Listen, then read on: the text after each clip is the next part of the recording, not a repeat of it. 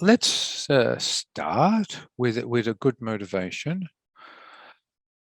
And we're tablet D. So we've got the prayers and everything. Good. I'll just share the screen in a minute. I'll just get the prayers up. Yeah, beautiful. Good. I didn't make you co-host. Give me 1 second, Alan. Oh, yeah. Better do that. Yeah. All right, now you can share. Good. Excellent. Thank you. Good. Okay. So good. Everyone can see the prayers now? Yeah, good. Okay. So when taking refuge, so just to recap, and I'm sure you've all done this yourself, but I think it's going to be really important as we go through this class today to get this right, because refuge, when you're desperate, when everything else has fallen apart in your life, and you're clinging onto the side of that cliff face by your fingernails and holding on to a strand of grass that's the only thing preventing you falling down into the abyss. Yeah, that you must have faith in that strand of grass that it's going to hold you, or have faith that whatever you're relying on is going to save you. So that's sort of what refuge is. I mean, I'm dramatizing it a bit, but it actually is that. And when we're desperate, when everything has fallen apart in our lives, our health, our relationships, our job, our wealth, everything has fallen apart, and even our life is starting to fall apart, then that refuge is really the last anchor we've got. And it's a really profound thing. So when we make it simple, the Buddha is in front of us. The Buddha, we're taking refuge in the Buddha. And if we want to, we can say surrounding the Buddha are all the tantric deities, our spiritual masters, and all the bodhisattvas and everybody, heroes, heroines, dakinis, dharma protectors, all that. But the main thing is the Buddha. The main thing, who is inseparable from one's guru, so who's inseparable from Lama Zopa or your own teacher. And as we go for refuge with almost a desperate call for pleading for help, but with absolute confidence that they are the ones who can help us in this time of desperation. And I'm going to explain why this is so important later as we go through the class. And I think it's okay to think like this. It's a bit dramatic, but otherwise we become complacent with it, So in front of us, wherever we are in the world, is the Buddha, this mental image of the Buddha. So we'll say the refuge prayer 3 times.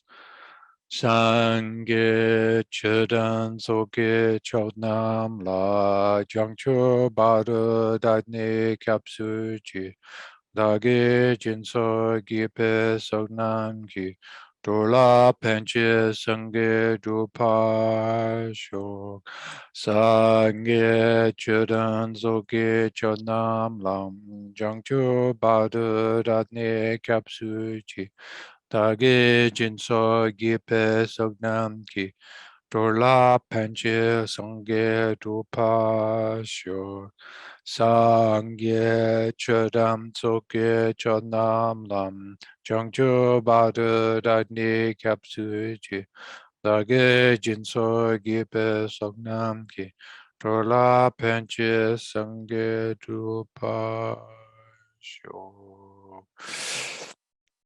Now we do the mandala offering, the inner and the outer. Just do it in English. This ground is blessed with scent and with flowers strewn. Adorn Mount Meru, the 4 lands, sun and moon. Transformed as a pure land and offered, may all wandering beings enjoy this Buddha land. All those objects of my mind's 3 poisons, coveted friend, foe and stranger, body, wealth, worldly pleasure, without a feeling of loss I surrender. Receive them, please, and free all beings from their bondage. Idam Guru Rata Mandala Kamniyate Ami. Now,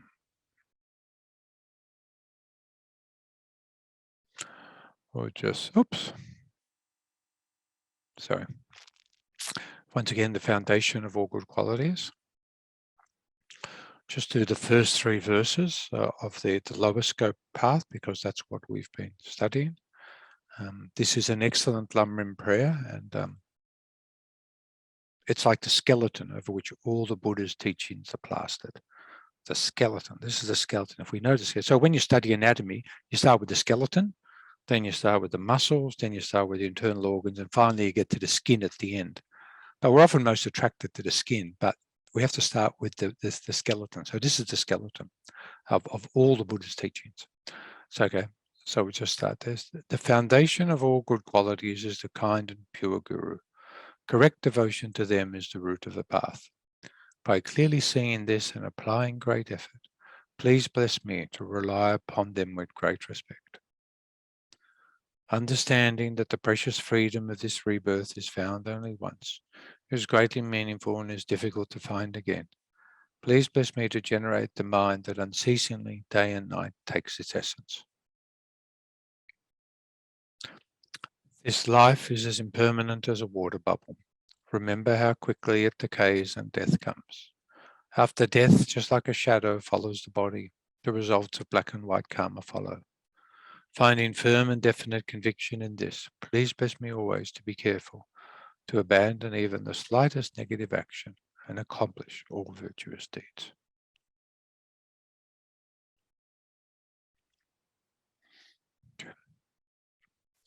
Okay. So what we'll do now is, oops, where are I? Stop there. We'll just do a little bit of, as we normally do, just a little bit of breathing meditation, because we've all been running around. So just for a couple of minutes, just to stabilize the mind. Just a couple of minutes of breathing meditation, the air going in and out of the nostrils, and just to be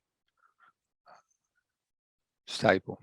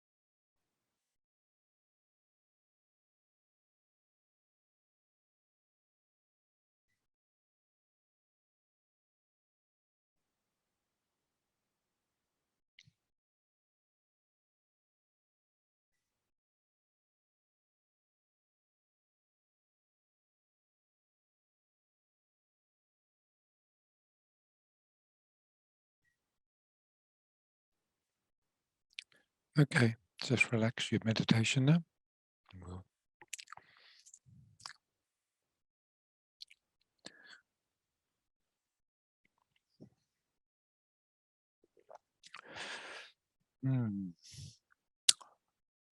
Okay, so I'm just going to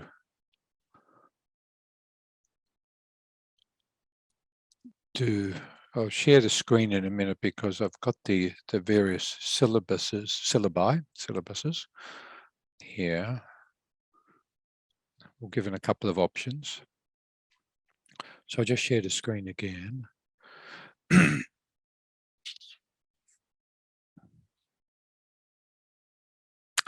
Cool. Okie dokie. Good. So you should be looking at a screen now that says session 5 and session 6. We're up to session 6. So this is a practice. This is a practical session. I think we need to talk about practice now. How to help self and others at the time of death. That's one option. And the other option is, can you see that? I flicked, this is a new screen now. Can you see it? Okay. Helping others who are dying. And I think helping oneself when we're dying, helping others who are dying. What we can do to help others who are dying, working on our own emotions. If the dying person is a Buddhist, if the dying person follows another religion, if the dying person is non-religious, accumulating and dedicating merit, etc. Yes. So this is practical. This is practical. Now, I'm just going to stop sharing again because I actually need to open another document and I don't want to get confused. Yeah, here we are. Okay, let me just see, what have I done here? Yes, okay. I'm going to share again. Okay.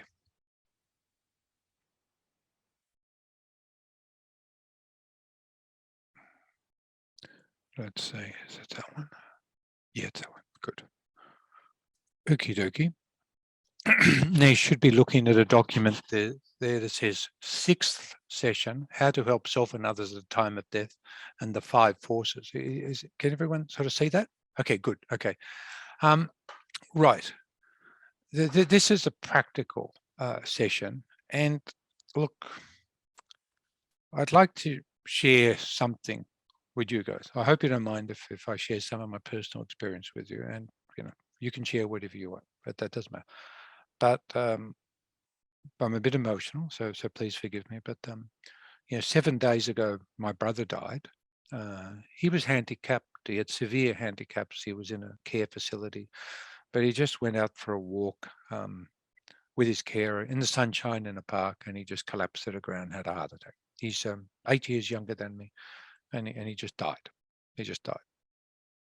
And beautifully, really. But unfortunately, ambulances were called and CPR done and all that sort of stuff. But anyhow, nothing much was done. And then he went to the coroner, and we managed to negotiate with the coroner to not do an autopsy. And then yesterday, my father, who's 96 years old, and I went to identify the body. Okay. Look, it's okay. That's okay. But it's just, this is where theory intersects with practice and emotions and practicality and what it's like. And I'm sure you've been through similar events in your life. But what it did to me is it cuts away the theory and the complexity of what we're trying to do. And it's just the raw emotion. How can we help ourselves? We've got this wonderful knowledge we've got, and we've got all this knowledge through studying Buddhist philosophy. But when it really comes to that crisis in life, when it really comes to that crisis in life, and you have to you have to go to the coroner's office and identify your loved one's body, and then organize funerals and do all that sort of stuff, which we've all done. It's different. It's just different. And I suppose I can't put it in any words, but I suppose my own reflections on this are, I just felt so grateful that I'm a Buddhist. So grateful, because when it says at the bottom here, do something. I don't know whether you can see that now, but I've just do something. So I think with my brothers and sisters, because they're not religious and my father's an atheist, what can they do? Whereas what can I do? What can I do? And thank God for Lama Zopa. So I've been studying this book, and I've shown it to you many. Also, so I need to. Okay, I'll stop the sharing. I'm going to flick back and in about. Okay.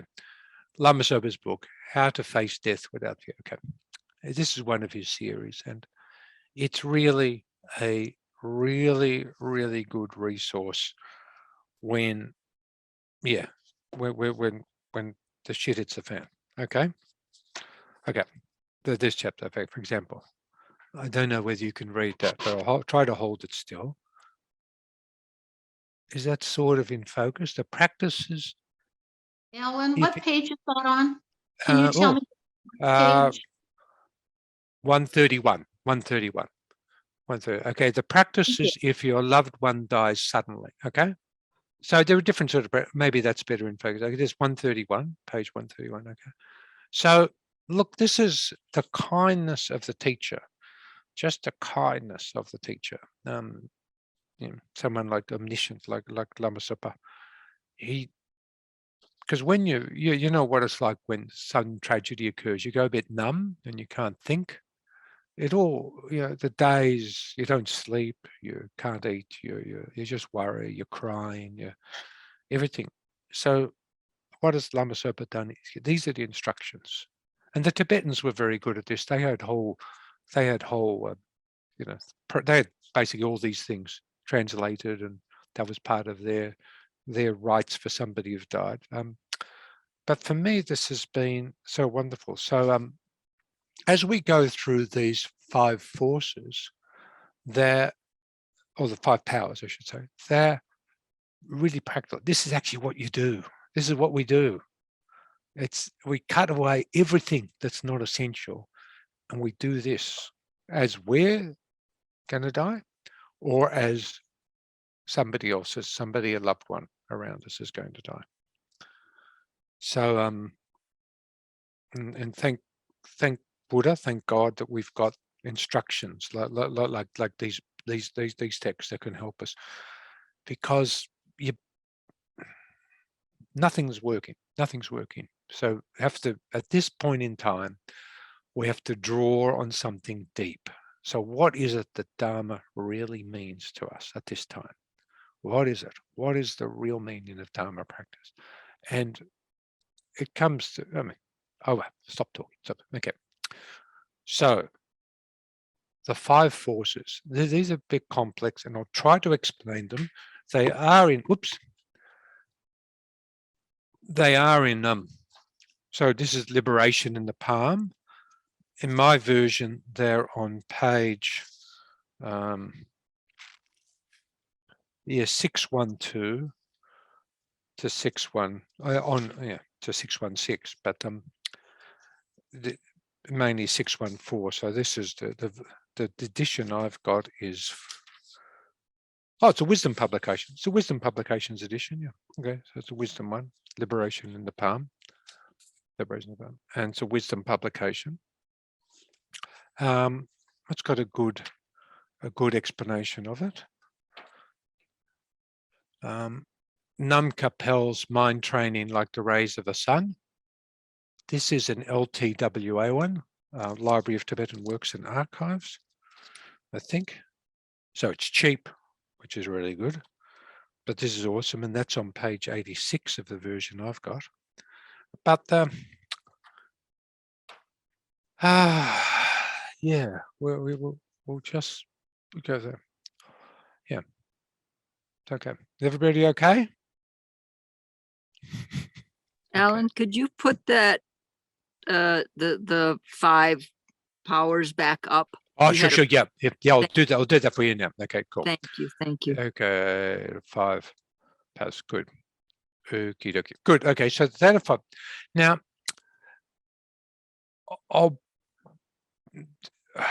I am not qualified to teach this. Please, I'm not qualified to teach it. So bear with me, but please get somebody who is qualified to teach, a great Lama, because we are talking now about how to transfer the consciousness at death, and transfer the consciousness to a pure land, such as the pure land of Amitabha, or transfer the consciousness to another pure land, or to a next life. So this is the transference of consciousness.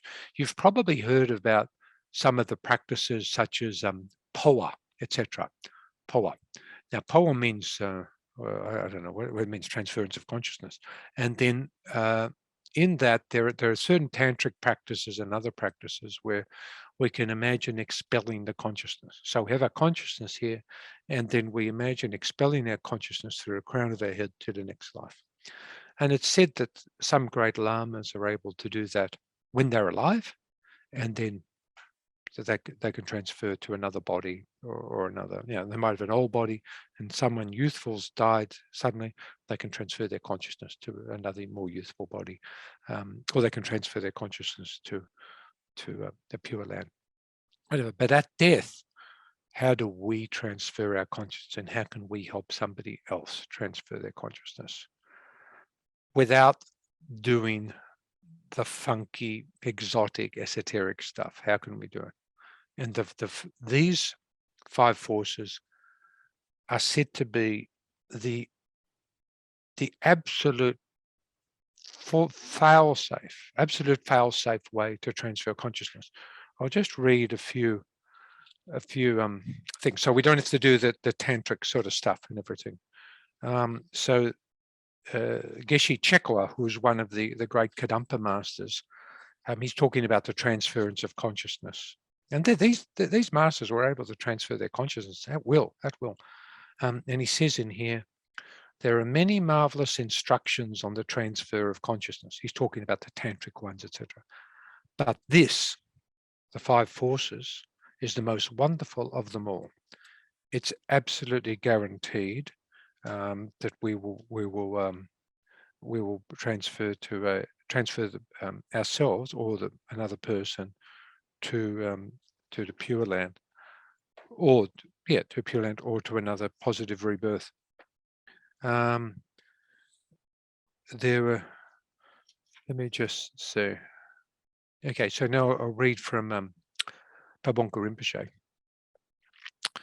We attach more importance to the mind transference practices that employ the mantras hik and pei than to bodhicitta. We place far too much importance on receiving the signs of accomplishment of such practices. If you practice saying hik many times without doing any visualization whatsoever, the signs of having gained the ability to transfer the mind may manifest themselves as a swelling on the crown of your head. But this is merely the action of the energy winds and not anything to be marveled at. The mind training form of directing rebirth does not involve hik or pei, yet it is the most profound of all mind transference practices. After practicing the other forms of mind transference, it is still doubtful whether or not you have shut the door on rebirth in the lower realms. If you direct your rebirth through these 5 powers, you can be quite certain of not being reborn in any of the unfortunate states. Okay. Right. So I'm going to stop sharing now, and I'll just sort of briefly go through, because I think we need to see each other. Okay. For a start, the 5 powers, actually the 5 powers, not the 5 forces. There are 2 ways of training in them. There's a training in them during life, and then there's a training in them at death. We're going to be talking about training at death, because this is really important. So, and they're different, and this is why it's a bit confusing as we go through. You read a different book, and it'll talk about the 5 powers, but in the context, either talking about it within the context of living or the context of dying. So we're going to talk about the context of dying. And so these are quite simple but profound practices, and they go to the same. They're going to just thrash in one thing. They're going to be talking about self-cherishing mind, cherishing others, compassion, love, and bodhicitta. So those, I'll go through those again. Self-cherishing mind, the mind that cherishes others, love, compassion, and bodhicitta. Now, before I want to go on, okay, I want you to respond. Who has had exposure to those concepts before, and who has not, and who is not clear? Okay, Barbara has. Is it okay, Mose? Annie? Maybe not. You can take yourself off mute if you want, Annie, and talk. Or Shayla? Yeah. I'm not quite sure what you're asking. Okay. Have you the word bodhicitta? Are you familiar with the word bodhicitta? Oh, very much so. Yes. Very much. Okay. Yes. Good. Okay. Good. Mhm. Okay. So, okay. In that case, I'm going to ask you a question. What's bodhicitta? What bodhicitta? What is bodhicitta? Oh gosh. Okay. Just have a Um, stab. Have a stab at it. Go on. Okay. It's an enlightened one. Maybe I'm pushing that way too far, to a person that wants to help others. Good. Excellent. Okay. I'm going to ask other questions. This is so much fun. Kim, what's the mind of bodhicitta?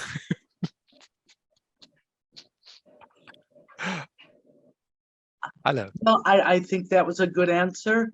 And I would think that it also means working for the benefit of all sentient beings, not just yourself. Excellent. Okay. Kodo?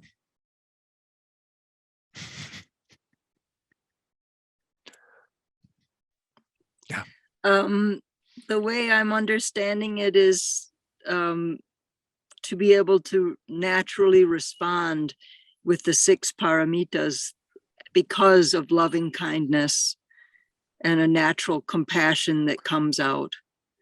Helping is kind of tricky. Is it helping or is it not helping sometimes? Do we step on someone's feet or push our own ideas or not? But if it's a delicate, I'm still in the delicate stage. Cool. Totally understand. Erin, do you want to add anything?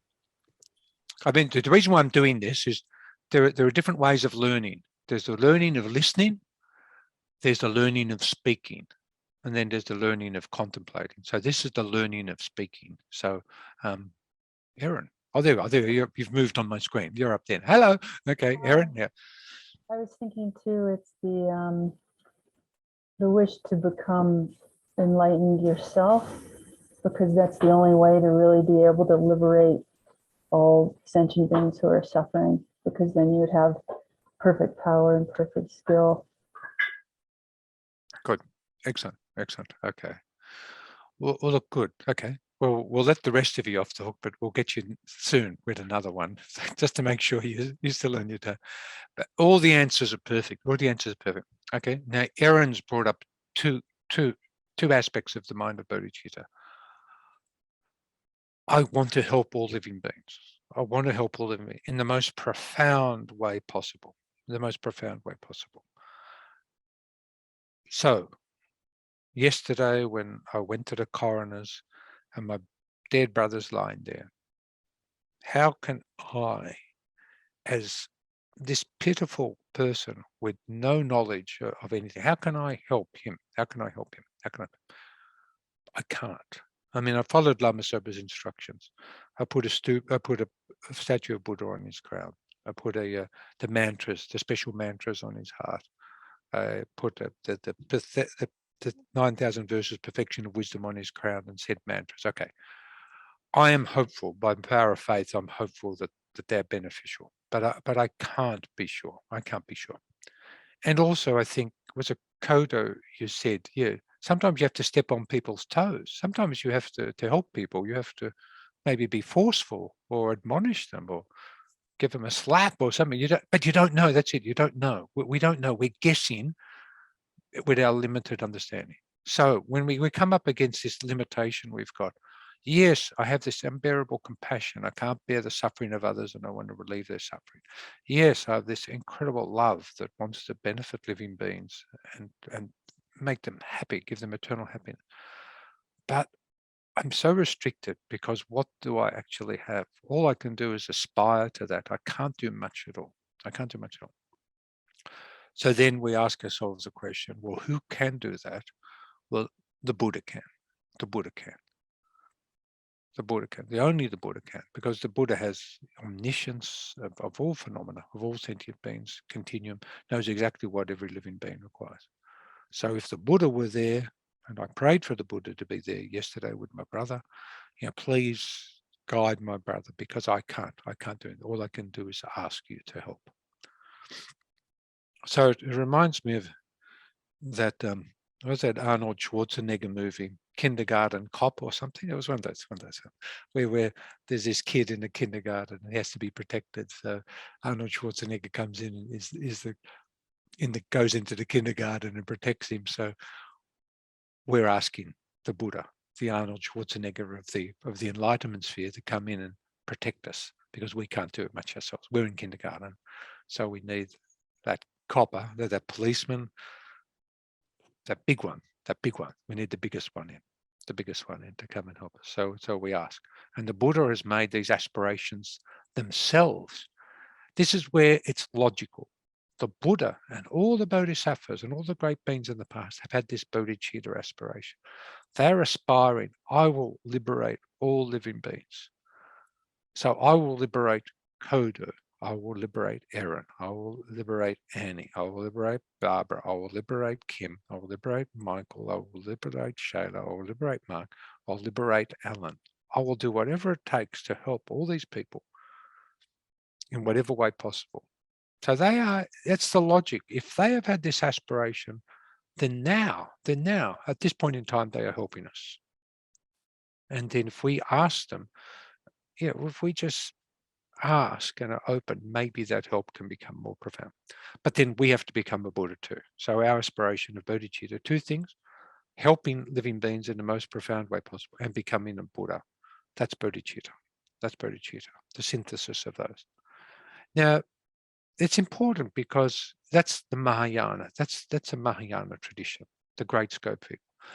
The lesser scope vehicle, or the Theravadan vehicle, as it's maybe known nowadays, that's individual liberation. I cannot bear my own suffering, so I want to become liberated myself. But yes, I develop compassion, I develop love, a measurable compassion, a measurable joy, a measurable equanimity. I meditate on that. I meditate on the Four Noble Truths with the intention that I become liberated. And I'll teach you the path to liberation, but you have to do that yourselves, because I'm sort of out of here, and I'll teach you the path. That's the Hinayana Theravadan view. I'll become liberated. I'll teach you the path. Out of my generosity, I will practice generosity. I will practice love. I'll practice compassion. Here is the path, and you can become liberated. But sort of my responsibility ends there. Whereas the Bodhichitta mind, and the Bodhisattva, who's the person who actualizes that mind, they're going to keep coming back and keep helping us until the end of time, until time finishes. So we have Lama Zopa Rinpoche, we have His Holiness the Dalai Lama, we have all these other teachers coming back. Okay, so that's Bodhicitta in a nutshell. And that's because the thought transformation at the time of death, the most profound thought transformation at the time of death, is the mind of Bodhicitta. If we die with the mind of Bodhicitta and in the lion posture with our right nostril closed and a lying on our right side, if we die with the mind of Bodhicitta, then we shall go to perfect human rebirth, or the pure land of Amitabha. And the pure land of Amitabha is really interesting, now, if we don't get this finished today, I don't care. And you shouldn't care either, because it's more important what happens in our hearts rather than on a bit of paper. Now, the Pure Land, where's the Pure Land? I'll just be 1 second. The Pure Land. Okay. He talks about the Pure Land. Yeah, this is, okay. I might have read it. Okay, Amitabha Pure Land. This is really important. He says, this is Lama Zopa. on page 33. So page 33 of that book. Ordinary people can be reborn in Amitabha's Pure Land, and we can achieve enlightenment there. However, as I mentioned, ordinary people, those who have delusions and for whom it is difficult to be reborn in most Pure Lands, can easily take rebirth in Amitabha's Pure Land, unless, of course, you have committed any of the 5 heavy negative actions. And we can talk about those if we wanted to, but it's okay. So we got to purify them. Not only that, according to my root guru, Trijang Rinpoche, who was His Holiness's junior tutor, you can practice Tantra and become enlightened in Amitabha's Pure Land. It is also said you can get enlightened more quickly there than in other Pure Lands. And once you are there, whatever you wish will be achieved. And from there, you can go to other Pure Lands. So it is much more special than other Pure Lands. However, some other lamas say that you can't get enlightened in the Amitabha Pure Land, which is called Sukhavati. In Sanskrit, Sukhavati. In Tibetan, Dewa-Chen. Dewa-Chen Tibetan, Sukhavati in Sanskrit. Kirti Senchab Rinpoche, for example, says that having been there in Amitabha Pure Land, you first have to take rebirth back in our world, the southern continent, like the earth, as a human being in order to practice Tantra and achieve enlightenment. So that's very interesting. Whereas some other lamas say that after being there, you will at least never again take rebirth into lower realms.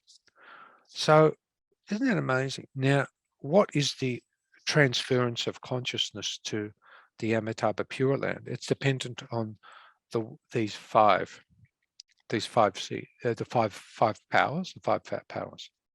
Okay, the first one is, so how are we going? Just checking in, doing a check-in. Everyone okay? Drowning? Anyone drowning? Too much detail? How you going? Okay, good.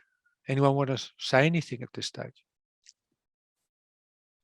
Alan, so it seems to me that because you asked, the definition, but that we got 2 kinds of, that there's a noun version of it, which is the aspiration, the desire, and that there's also the verb definition of it, which is the process of fulfilling that desire, to take to gain the wisdom, to take on that wisdom, so that we can become Buddhas for our own benefit and for the benefit of all sentient beings. Yep. Yeah, good. Very, very true. That's really good. Yeah. That's a really good way to look at it. Sort of the aspiration to benefit every living being, and then how am I going to do that? I am going to become a Buddha. Yeah, I'm going to become a Buddha. In Maitreya's Ornament to Clear Realizations, he says that it's 2 aspirations. It's 2 aspirations. One is the aspiration to benefit living beings. The other one's the aspiration to become a Buddha. So in Maitreya's Ornament to Clear Realizations, that's one. But what you're saying is exactly right. We have this incredible need to benefit living beings. And then as we look at our capacity, it's just, we feel a degree of helplessness. But the Buddha has none of that helplessness. And also the Buddha has incredible skillful means, can emanate in whatever forms required, and also knows the minds of living beings, whereas we're guessing. So yeah, that's perfect. Excellent. So I think that's it. Really, Bodhichitta is really, really important, understanding. Anyone else got any other comments? Okay, now we'll talk about the white seed. The white seed here. The white seed is actually, it's a funny word. No idea why it's called the white seed, but it's beautiful in a way. At death time, the white seed means to destroy attachment to this life. Get rid of attachment to this life. You must not have any attachment to this life when you go into death. Now, how can we destroy attachment to this life? Well, what are we attached to is a question. Okay, so we're attached to things. Okay, the things. So how do we get rid of things? Well, we can get rid of it. We can give them away. Give them away. Give them away.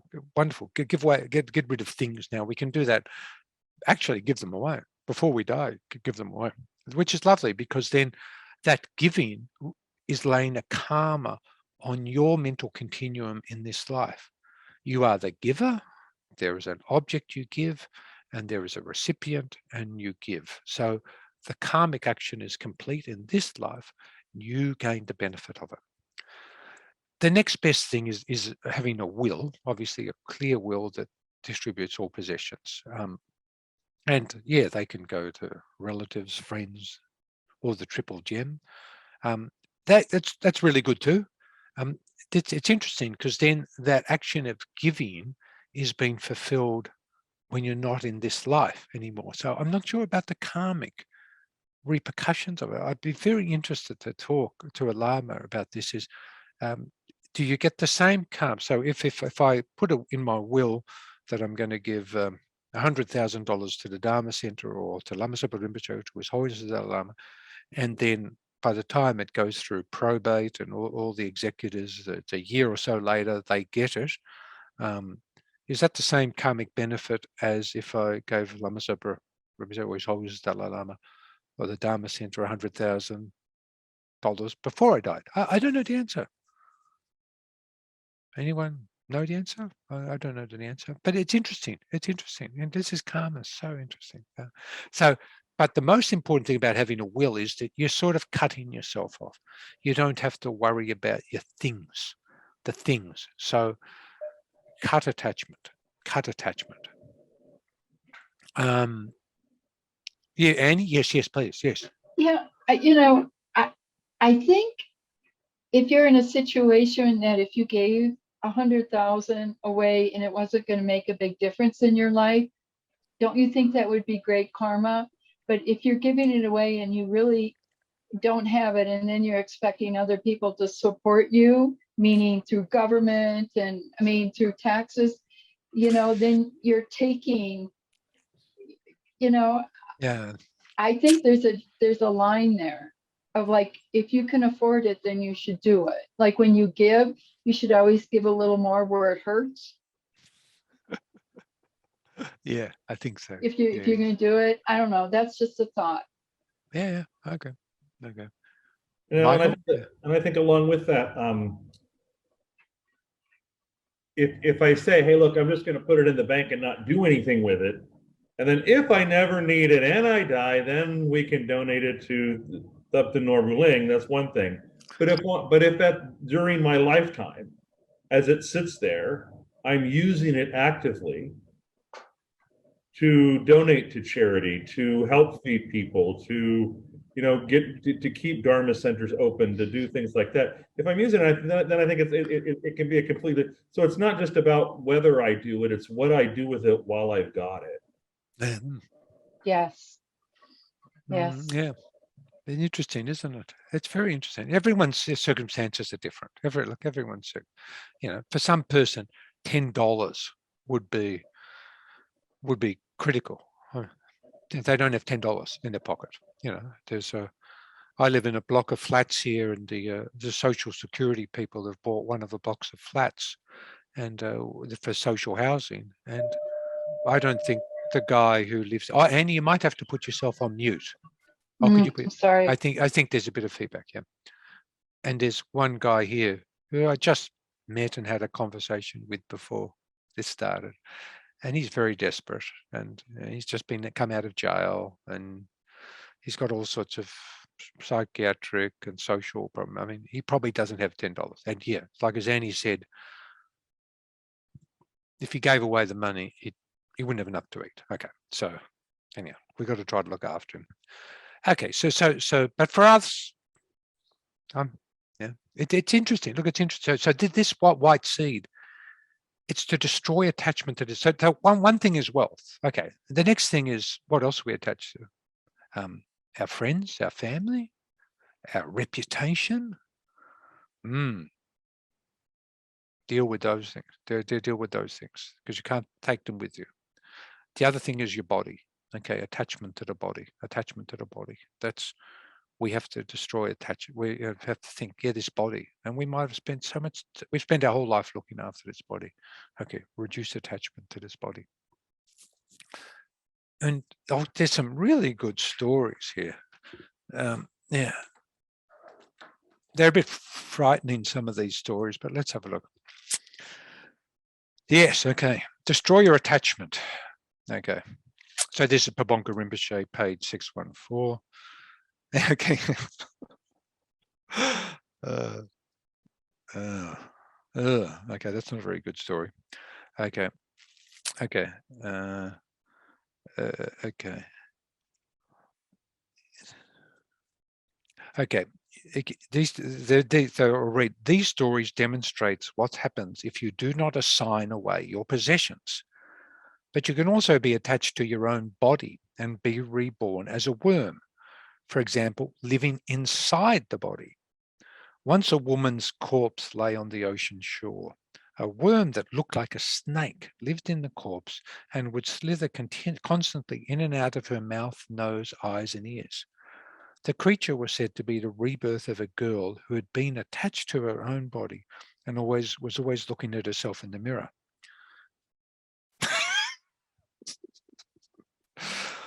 That's pretty bad. So, yeah, okay, this is a fun story. Okay, the next one's a bit funny. Okay, a lowly monk was extremely attached to some money he had.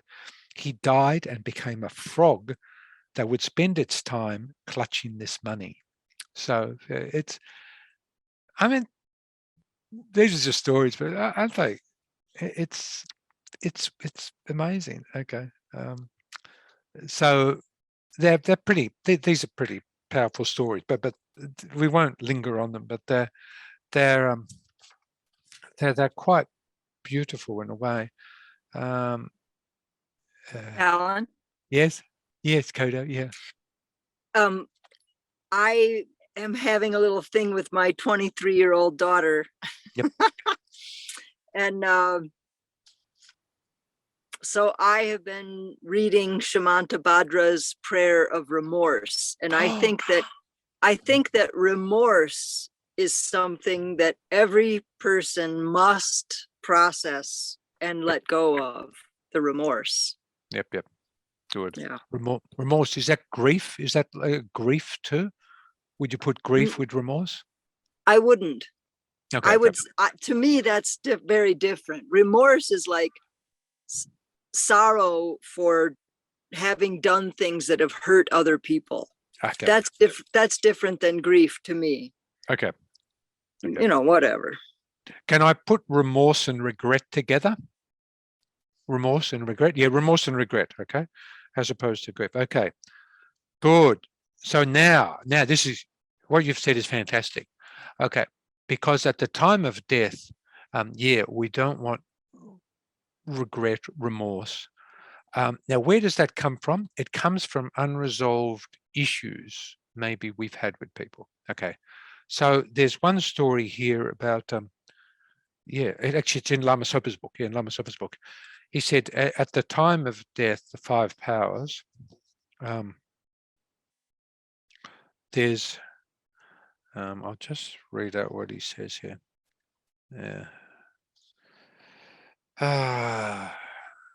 Okay, so I won't, okay, I think I'll just, okay, he says that we have to, okay, unresolved grief, loss, sorrow, remorse, regret, resentment, because, yeah, sorry, Kodo, but I think there'll be resentment in when you have a relation. No resentment from your side? What about her side? Your daughter's side, resentment? Yeah, probably from her side. Okay. So often in these, when things go wrong in the family, it's a mixture. Yeah, there's regret. What have I done? Remorse. What have I done? What have I done wrong? Especially a mother blames herself. There's, I have a problem with my 24-year-old daughter. Okay, and I get angry at her too, and I resentment too, because I've done so much and okay, all that sort of stuff. So we've all got this stuff, and then if we could resolve that before death, so that we don't die with remorse, regret, grief, resentment, anger. Resentment's a type of anger. So These are all negative emotions. They're all negative emotions that disturb the mind. So what is the antidote to those? What is the one simple antidote? I can't read lips, Coda. What did you say? Patience Patience is a wonderful antidote. Okay. and Let's love. love Just and love. Just and love. Bodhichitta. Mhm. So the Yeah. gorilla of all, the Arnold Schwarzenegger, the cop in the kindergarten is Bodhichitta. He's got the broadest shoulders. So Bodhichitta, to die with Bodhichitta. So that is what the white seed really meant. So to destroy attachment and all those other negative emotions that have got dragging you in at the time of death. Because that time of death, that karma that ripens is what flings us to the next life. Now, okay. So what does that mean? Okay, we're talking about ourselves. Okay, how do we help others? Well, what's a practical way we could help somebody else who's dying, assuming we want the mind of bodhicitta to arise? I mean, even if Truly forgive them for the nastiest stuff, because we just know that they made a big mistake. Oh well. Yep. Perfect. Offer them from your side forgiveness. I forgive you. And they may get angry and say, I don't need to be forgiven. You're the wrong one. And then what you do, you practice patience. You practice patience. Don't argue. It's not the time for argument. Their mind has to be kept so. But offer your forgiveness, offer your or offer your apologies, even if you think you really haven't done much wrong. But you apologize. You can apologize to somebody, even if you don't think you've done something wrong, but you apologize for the harm that occurred to them. Yeah, they can't. You can apologize. I'm really sorry you're hurting because of my behavior or what happened or what we did. I'm really sorry, and I wish I could take it away. That's the next thing. Okay, intention. So the next, I'm going to just share the screen again for a bit. Oops, share the screen. The next one, the white seed, is to, okay, you should be looking at that, how to help self and others at the time of death, the 5 forces of powers. The next one is intention, to remember bodhicitta during the death process, bardo, and the next life. Okay, to remember bodhicitta during the death process, bardo, and the next life. Okay, that's really, really important. Okay, so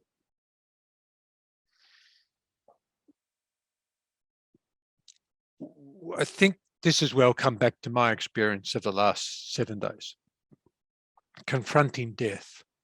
And even though I wasn't the one who died, but imagine if that had, well, but the mind goes numb and it's really hard to focus. How can I meditate on bodhicitta? If it's new or novel to me, if I'm not that clear what it is, if I've never meditated on it, if I don't have a deep realization, how can I meditate on bodhicitta? How can I integrate that into my heart? I can say the words, perfect, that's good. I can think of Lama Zopa, think of His Holiness the Dalai Lama, but there's another meaning which is deep here, inside the heart, that's bodhicitta. So as if I were to die, familiarity with bodhicitta is important. Familiarity with how to develop bodhicitta. So we need to develop bodhicitta in this life before we become desperate. Now, I'm just going to stop sharing because then I can see you a bit better. The question time, okay. What techniques are there to develop bodhicitta? Meditative techniques. Kodo, you're the A student. You're getting No, a double, triple A. No. Oh God, we're not going there. Our Geshe-la here in Santa Fe did a beautiful talk on Sunday about developing bodhicitta, and it was just, it was just gorgeous. I was just like in a flowering energy the whole day. It's reflecting on everybody's kindness, everybody's kindness, the truck drivers I don't know who deliver the food to the co-op, and the co-op workers who prepare all the food and put it out so that I get to buy it, or my friends who cook it, etc.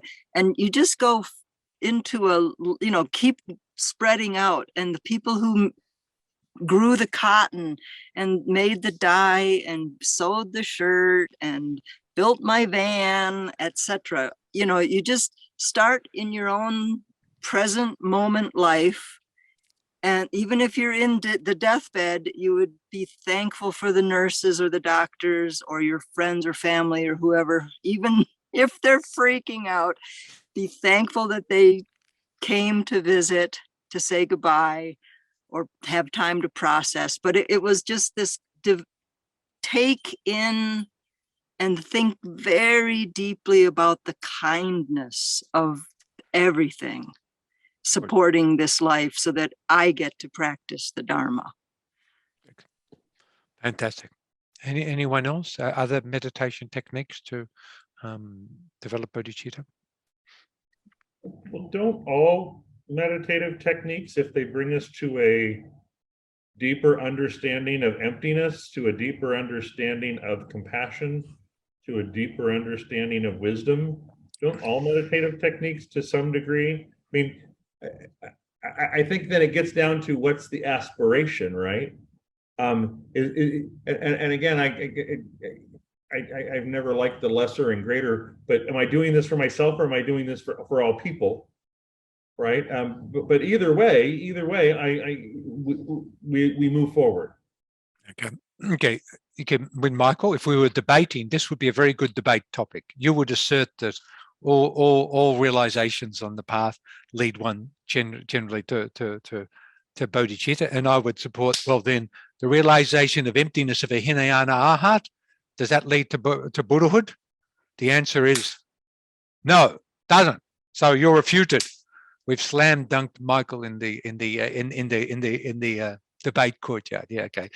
Because the Hinayana heart and the Bodhisattva heart, or the Bodhisattva superior being, both have the same understanding of emptiness, but lead to different paths, different fruits, because one is motivated by, well, that's called self-interest, and the other is motivated by other interest. Okay, very good, very good, very good.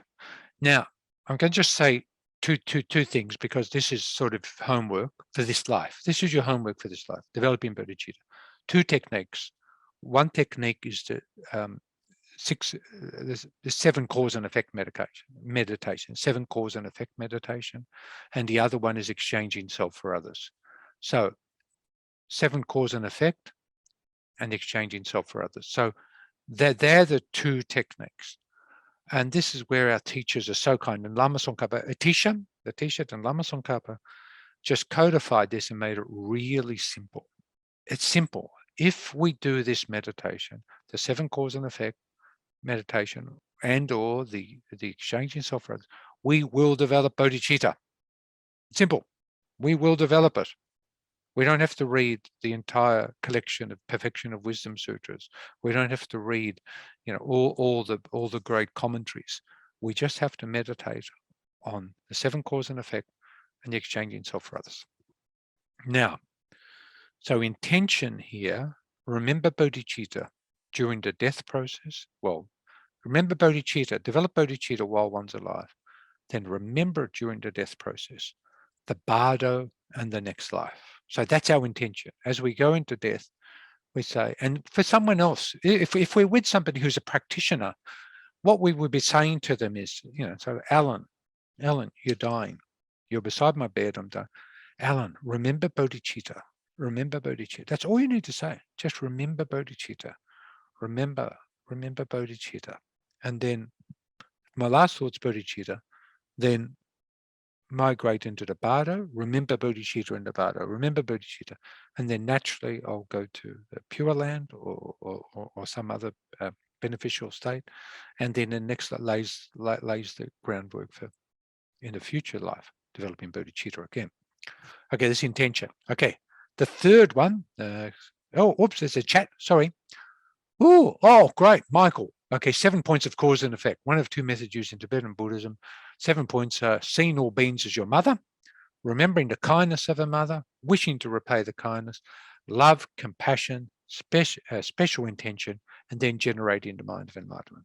The other method is equalize in exchange for others. So Michael's put that in chat. Okay.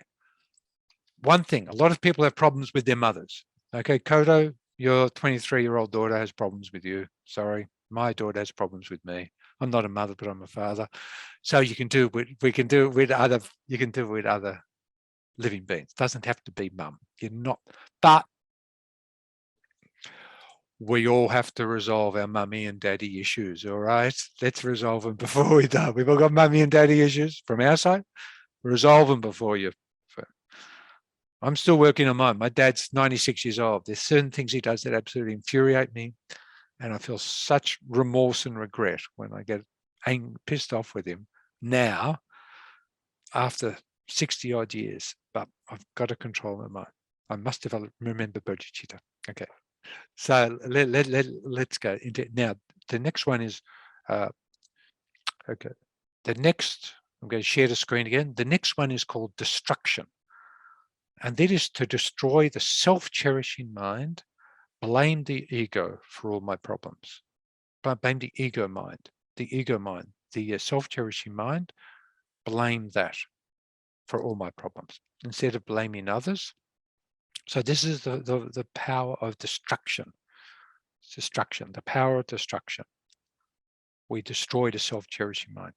Okay. We got time.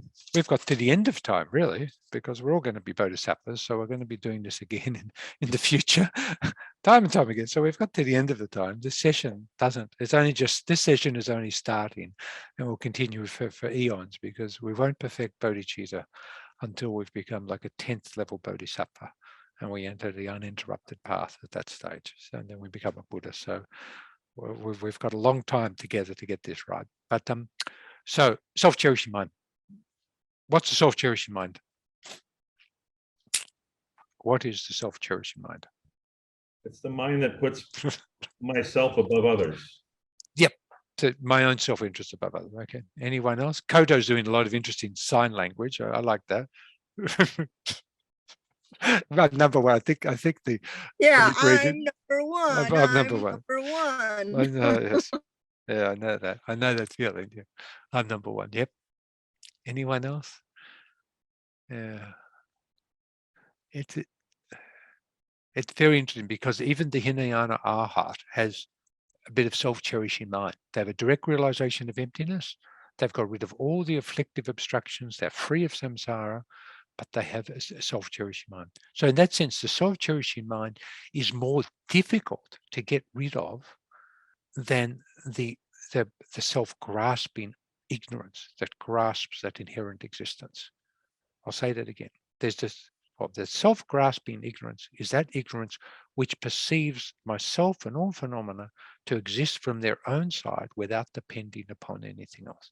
So the self-grasping ignorance grasps that everything, myself and everything, as existing inherently from its own side without depending upon anything else. And that is the root of samsara. That's the root of samsara. However, we also have the self-cherishing mind, which cherishes oneself, one's own interests. And that can be very deep and very profound. It's different from the self-cherishing, from the self-grasping ignorance, but it still cherishes oneself, and cherishes one's own needs and what we want. And as Kodo said, when puts you as number one in the ego. I mean, I think ego is a good word for a self-cherishing. Ego. I'm egotistic. I'm selfish. I'm after my own self-interest. Okay. So that's a self-cherishing. So this is the power of destruction, to destroy the self-cherishing mind. Then we have the next one. Screen share again. Here we go. Cool. Prayer. To practice Tonglen. So this is the power. This is the power of prayer. Practice Tonglen. Okay. Tonglen, giving and taking. Question and answer. What's Tonglen? Good. That's right. You don't know? Annie's saying she doesn't know. Good, perfect. You, Barbara, what's Tonglen? I'll take a kick at it. Yeah. It is wanting to take on other people's pain, other people's suffering, and it doesn't affect you. I mean, you don't literally take it, it doesn't become you, but it's the desire to take it on and then to give them your peace, give them your happiness, give them your health. Okay. That's how I see it. Great, perfect. Anyone else got any comments on that? Okay. Has anyone done Tonglen meditation in the past? Okay, a few people have. Good. Okay, because when you're dying, or when you're with somebody who's dying, practice Tonglen. It's a complete antithesis of what the self-cherishing mind wants. The self-cherishing mind wants all my problems, all my suffering to be taken away. I'm the one grieving. I'm the one. I'm so important. I'm so sad. I'm so tragic. I'm so grief-struck. I'm so much pain. I'm in so much, how sad, how tragic it is I'm going, and that, or I'm losing you. How tragic it is I'm losing you. My grief for losing you. My resentment, my regret for you. And that I hold on to those as being, they're like emblematic of who I am. Now, the cherishing others, the Tonglen, is to complete antithesis of it. Okay, so what is Tonglen? And I think Barbara said something really good. We're taking on the suffering of others, but we don't take on their cancer. We don't develop cancer as a result of this. We don't develop mental illness or physical illness. We do it via visualization and by the mind. And it is a way of us developing generosity and developing compassion and love and bodhicitta. Having said that, the great lamas can take on the suffering of others and their illnesses, but it doesn't harm them, because when we take on the suffering of others, we are using it to destroy the self-cherishing mind, which can be here in the heart. The self-cherishing mind is like at the heart. And the self-cherishing mind is actually the cause of all our suffering. And if we read Lama Zopa, he says, even cancer, even death, whatever death we die, whatever is caused by the self-cherishing mind. So if we are doing a practice by taking on somebody else's suffering, and it destroys our self-cherishing mind, we are actually destroying the root cause of our suffering. So we become free. Crazy Tibetan logic. We take on another living being's suffering, it destroys our self-cherishing ego mind, and we become free of that suffering. So the self-cherishing mind is what takes on that suffering, and by taking on other living beings' suffering, that is the direct antidote. It's like, bang, it's like, here's a self-cherishing mind looking after me, whereas by doing Tonglen and taking on other suffering, we're just shattering that, going straight through the other side, shattering the self-cherishing mind. The self-cherishing mind is the source of all our sorrow and pain. The practice of Tonglen was a secret practice not that long ago, and it only became written down. It was whispered from one master to the other. And it's not that long ago, like in the centuries, the few centuries that it's become written down and widely taught, because so few people were able to understand that self-cherishing is the cause of all their problems. And so many people freaked out with the concept of taking on others' suffering. They didn't have the bodhicitta, the love and compassion that's needed. But for us, Lama Zopa in particular, these other great teachers, give us these practice so that we can practice.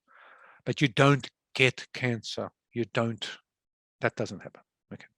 The self-cherishing mind. Now, sometimes they visualize the self-cherishing mind as like physical, like a block of stone, a black stone or something. And as you take on another living being suffering, it destroys that and you become free. Okay, don't do that at the beginning. Just visualize the self-cherishing mind as something a bit more softer, because otherwise I think it can cause lung.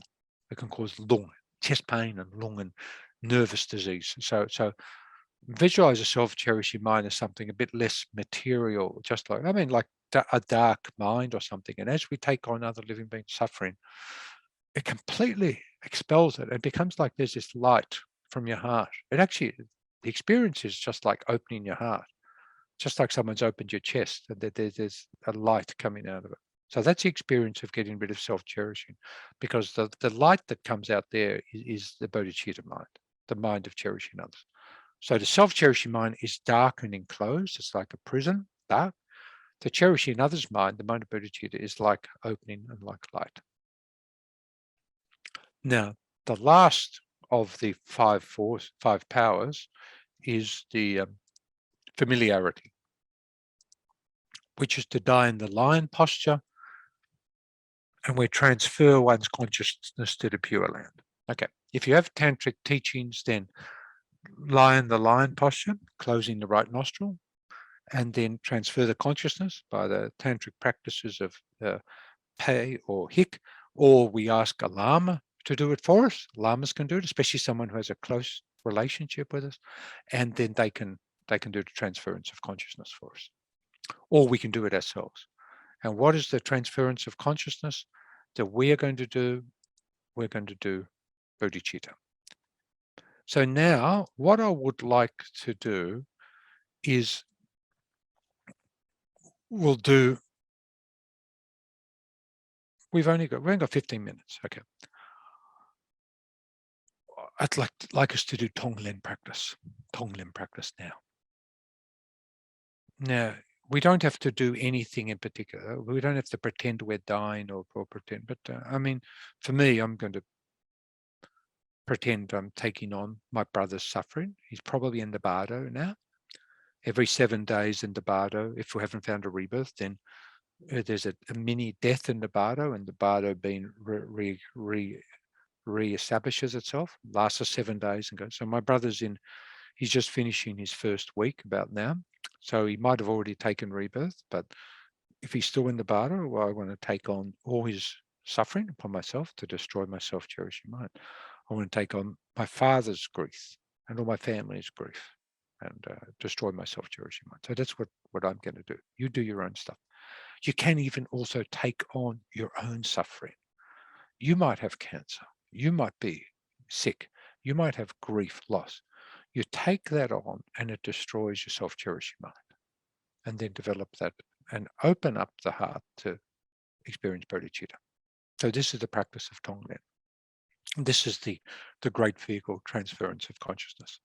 So we can imagine coming from the person, their suffering in the form of, if you want, like light, dark light, and then it goes in.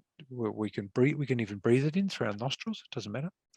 Through the right nostril, breathe in through the right nostril, and then it destroys the self-cherishing mind. We develop bodhicitta, and then we can imagine that can enter through the left nostril, and then as it exits, it goes out through the right nostril, and we give them whatever they need. So my next door neighbor who's in social housing, I'm going to take on his suffering of poverty and desperation, and I'm going to give him security and food and some money so that he can survive. My brother who's in the bardo now, I'll take on his suffering. It'll destroy my self-cherishing mind. I develop the mind of bodhicitta, and I'll give him a transference of consciousness to the Amitabha Pure Land, where he'll meet Amitabha directly. Take on all his suffering, all any negativities he's got, and then he'll be free of them. And my self-cherishing mind completely destroyed. Okay, so we're doing this meditation, and I don't want to say too much. I think I've said enough. We're just going to meditate on Tonglen. Meditate. The suffering of living beings comes into our body via our left nostril, destroys the self-cherishing mind, and there is an experience of light and freedom, glorious light and freedom. And then from my right nostril comes everything that living being requires: food, a perfect body, a perfect spiritual teacher, whatever they need, and they become completely satisfied. And indeed, they become a Buddha. So we just do the Tonglen for about 5 minutes.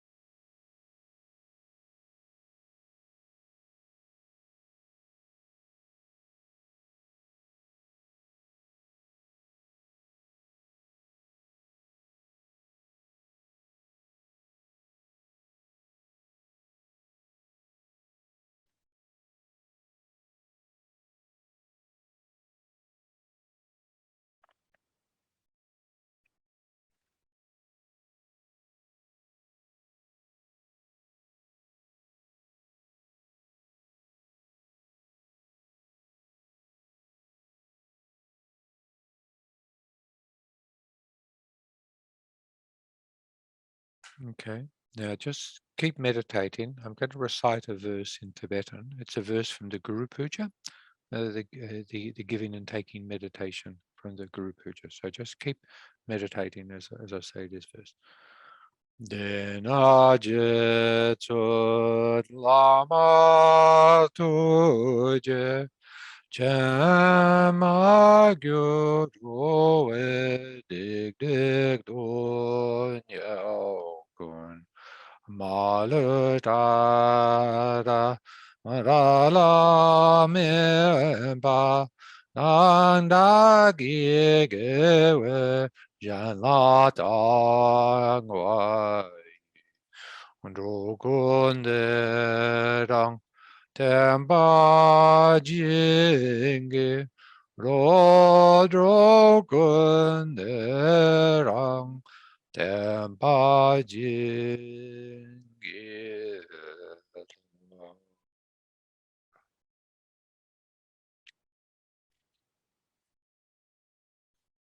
Okay, thank you very much. What's the translation? Yes, yeah, good question. In effect, it says, "Please bless me, Buddha." So in the Guru Puja, we have the Buddha. It's inseparable from the Guru, and the entire Buddha field, the entire merit field of the Guru of Lama Chapa, which is millions of deities in the field in front of ourselves, but mainly the Buddha, who's inseparable. The Buddha in the aspect of Lama Tsongkhapa, with the Guru Shakyamuni Buddha at his heart, and at his heart is Vajrayana. So all three aspects of the Buddha, and we're begging the Buddha to bless me. We're saying, bless me, so that I may be able to take on all the suffering of all living beings upon myself. And may the suffering of all living beings ripen upon myself right now, and then may I give whatever living beings require. May I be able to give them whatever they require. And that's simple. That's a simple way of explaining that. Yeah, it's in the Guru Puja. It's yeah, it's very good. Nicer chant than what I can do there. Okay, well that's all, folks. I'm extremely grateful to you for giving me this opportunity, and to meet you all and to have had this opportunity, because for a teacher to teach is incredible virtue, and also makes me think a bit better about what I'm doing. Hopefully there's some benefit for the students, but for the teachers usually benefit from teaching, as long as it doesn't increase your ego, as long as it doesn't increase the self-cherishing mind. If it destroys the self-cherishing mind, it's good. If it increases the self-cherishing mind, it's bad. So that's, from my view, my self-cherishing mind, it takes a battering. So I'm happy. I've heard my self-cherishing mind. So we will dedicate in a minute, but yeah. So any more comments or anything? Love to hear from you. Just a reminder that this Saturday from 10 a.m. to 3 p.m. is the practice day. So if you can be there, it'd be great. It's with Venerable Dundra. And I, as host, would love to thank Alan for the incredible experience we've had. Thank you. Pleasure. Yeah. It's interesting. I feel very connected with you all. So it said the power of the Buddha is not limited by space. You know, the Buddha connects for people irrespective of where they are. Now the internet makes it a lot easier. Yeah, the Buddha. So if we can somehow channel the Buddha's qualities in what we do in our Dharma practice, then yeah, well, we can connect every living being. And that's the wonderful thing about Bodhichitta. We are changing the universe. Okay, I'll leave you with this one thing to think about. With Bodhichitta, we change every living being in the universe. We change every living being in the universe, because by destroying self-cherishing and then developing cherishing others, every living being in the universe has one less enemy. Every living being in the universe has one more friend. So their they are changed. They are changed. They have one less person to worry about. So that way we interact. In that way, sort of we're interacting, we're relating, in relation, dependent arising, dependent. There's a relationship between us and every living being. So we can change the world. One person can change the world by doing Bodhichitta. Okay, so let's do the prayers. Tablet, there we are. I'll just get up the dedication prayers. Yeah. Okie dokie, so share the screen. Beautiful, that should be, yep, gotcha. So you should be able to see the dedication prayer to achieve Buddhahood. Good, we'll just do this. And remembering that to become a Buddha, we need Bodhichitta. So, due to this virtue, may I quickly become a Guru Buddha and lead all transmigratory beings without exception to that state. To actualize Bodhichitta. May the precious supreme Bodhichitta, not yet born, arise and grow.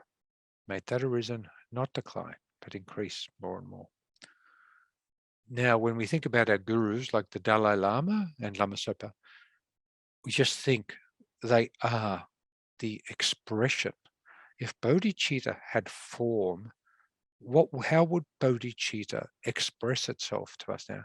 They would express it to us as the Dalai Lama and express it as Lama Zopa. That's logical. That's logical. It's logical in a crazy Buddhist logic. Okay, so now we said long life prayer for His Holiness the Dalai Lama, number one. The wish-granting, wish-fulfilling jewel, source of every single benefit and happiness in this world, to the incomparably kind Tenzin Gyatso, I beseech, may all your holy wishes be spontaneously fulfilled. The second long life prayer. In the land encircled by snow mountains, you are the source of all happiness and good. All-powerful Chenrezig Tenzin Gyatso, please remain until samsara ends. For His Holiness's wishes to be spontaneously fulfilled. Saviour of a land of snow teachings and transmigratory beings, who extensively clarifies the path that unifies emptiness and compassion. To the lotus holder Tenzin Gyatso, I beseech, may all your holy wishes be spontaneously fulfilled. For the long life of Lama Zopa Rinpoche, you who uphold the subduer's moral way, who serve as the bountiful bearer of all, sustaining, preserving, and spreading Manjunath's victorious doctrine, who masterfully accomplishes magnificent prayers honoring the three sublime ones, Saviour of myself and others, your disciples, please, please live long.